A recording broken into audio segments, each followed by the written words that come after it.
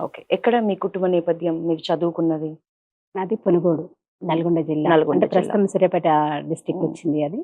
So, Punugodu మా own village. హ్మ్. అక్కడ మా నాన్నగారికి మేము నలుగురం అక్క చెల్లెళ్ళం, ఒక అన్నయ్య. హ్మ్. సో, నేను థర్డ్ వన్. హ్మ్. సో, చిన్నప్పటి నుంచి అన్నిట్లో చదువులో అన్నిట్లో కూడా చురుగ్గా ఉండేదాన్ని. క్లాస్ ఫస్ట్ ర్యాంక్ అలాగే ఉండేదాన్ని. చదువులో బాగుండేవాళ్ళు, హ్మ్. పాటలు కూడా పాడేవాళ్ళా? అది మేబీ ఆ చదువులో ఉండడం వల్లనే ఆ భావాలను ఇంకెక్కువ పలికించగలిగేదాన్ని. హ్మ్. ఎందుకంటే వాటిని ఫీల్ అవ్వడం అనేది చిన్నప్పటి నుంచి అలవాటు. హ్మ్. కాకపోతే చిన్నప్పుడు ఎక్కువగా పేట్రియాటిక్ సాంగ్స్ అలా ప్రెజెంట్ చేసేదాన్ని స్కూల్లో. స్కూల్‌లో. ఆ తర్వాత క్రమంగా అన్ని రకాల ఫీలింగ్స్‌ని పలికించడం నేర్చుకున్నా. అంటే స్కూల్ డేస్‌లో మీరు పాడే పాటల్లో మీరు ఇందాకన్నట్లు ఎక్కువ దేశభక్తి పాటలుంటాయి. అవును. పాట్రియాటిక్ పాటలు. ఆఫ్టర్ దట్ ఉద్యమాల పాటలు పాడుతున్నారు, పండుగల పాటలు పాడుతున్నారు, ఏదైనా ఒక సందర్భం సమాజంలో జరుగుతున్న ఏదైనా సమస్య మీద పాట పాడుతున్నారు. రాసుకోవటం మొత్తం మీరేనా ప్రతీదీ లిరిక్స్? అవును. నేనే ఓకే. రాసుకుంటాను. రాస్తున్నారు. ఏం చదువుకున్నారు? నాది MSc chemistry, okay. MSc psychology, MA హ్మ్. తెలుగు. ఓకే. పర్టిక్యులర్‌గా ఎంఏ తెలుగు అనైతే ఈ పాటల కోసమే చేశాను. ఓకే. సో, నేను గ్రూప్ 1 ప్రిపేర్ అయ్యాను యాక్చువల్లీ. ఓకే. ఆ గ్రూప్ 1 ప్రిపరేషన్‌లో నా మెయిన్ సబ్జెక్ట్ ఒకటి హిస్టరీ అండ్ తెలుగు. హ్మ్.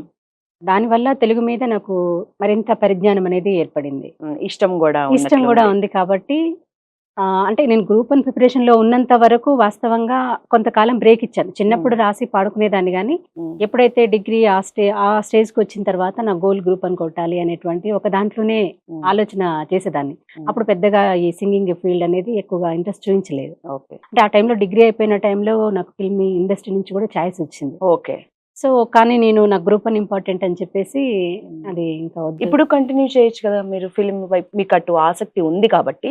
చెయ్యొచ్చు. మేబీ కాకపోతే ఇప్పుడు మీరన్నారు కదా! మల్టీ టాస్కింగ్ హ్మ్. అటు జాబ్, ఫ్యామిలీ. ఓకే. సో, ఇప్పుడు ఇదంటే నాకు ఇష్టమున్న టైంలో, ఇష్టమున్నప్పుడు ఎప్పుడైతే అవును. నేను మీకు నా వీలున్నప్పుడే మైండ్ ఎప్పుడైతే అవును. రెస్పాండ్ అవుతదో, అలా ముందుకు వెళ్తున్నాను. మేబీ ఒకవేళ అవకాశం దొరికితే మేబీ అది కూడా ట్రై చేస్తానేమో. పీజీ వరకే చదువుకున్నారు. ఏ హ్మ్. యూనివర్సిటీ? నాది ఎంఎస్‌సి సైకాలజీ వచ్చేసి తిరుపతి యూనివర్సిటీ. ఓకే.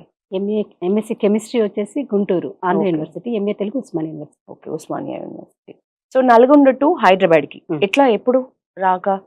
నాకు యాక్చువల్‌గా 21 ఇయర్స్‌లో జాబ్ వచ్చింది మ్యామ్. హ్మ్. Teacher job school assistant. Okay. అక్కడ మిర్యాలగూడలో గర్ల్స్ హై స్కూల్‌లో చేశాను. హ్మ్. అక్కడ అప్పుడు అన్‌మ్యారీడే. ఓకే. తర్వాత మ్యారేజ్ అయిన తర్వాత మా హస్బెండ్ మహబూబ్‌నగర్. హ్మ్. సో, ఇద్దరం బార్డర్‌లో ఉండాలి కాబట్టి మాల్ అని మీరు విని ఉంటారు. ఆ! మాల్ ఇబ్రహీంపట్నం దగ్గర. ఓకే. మాల్‌లో ఉండి తను అటు మహబూబ్‌నగర్, ఇతను నల్గొండ. హ్మ్. ఇద్దరం అలా చేసేవాళ్ళం. ఇంకా ఆ తర్వాత నాకొక బాబు. హ్మ్. ఆ బాబు వచ్చేసి mentally retarded child. Okay. So, వాడికి ట్రీట్మెంట్ కావాలి అనంటే డెఫినైట్‌లీ సిటీలో ఉండాలి. ఇక మేమిద్దరము సిటీలో ఉండి ఇద్దరం విలేజెస్‌కెళ్ళాలి అనంటే అదొక పెద్ద టాస్క్ అని చెప్పేసి ఎలా అయినా సిటీలో ఉండాలి అని హ్మ్. గ్రూప్ 1 ప్రిపేర్ అయ్యాను. అసలు గ్రూప్ 2 ఇయర్స్ ప్రిపేర్ అవ్వలేదు. హ్మ్. గ్రూప్ 1 ప్రిపేర్‌లోనే నాకు ఇప్పుడు నేను చేసేటువంటి జాబ్ ఏదైతే వచ్చిందో అది 2004లో వచ్చింది. హ్మ్.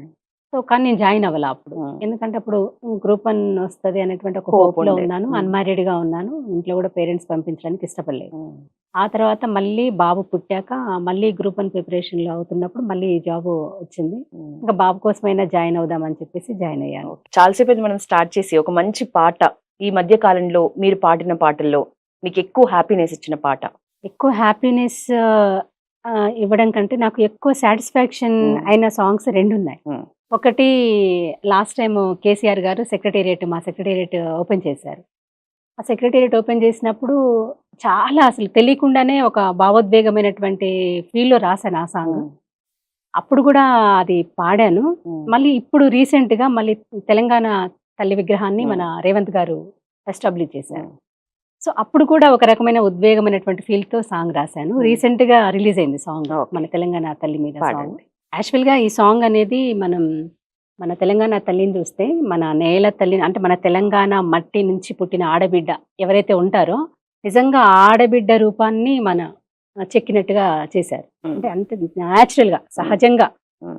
మన తెలంగాణ పల్లె సంస్కృతి, హ్మ్. తెలంగాణలో మన కట్టు, పల్లెల్లో బొట్టు. ఎలా ఉంటారో, ఒక హ్మ్. ఆడబిడ్డ ఎలా ఉంటుందో, అలాగే మన తెలంగాణ తల్లిని ఆవిష్కరించారు.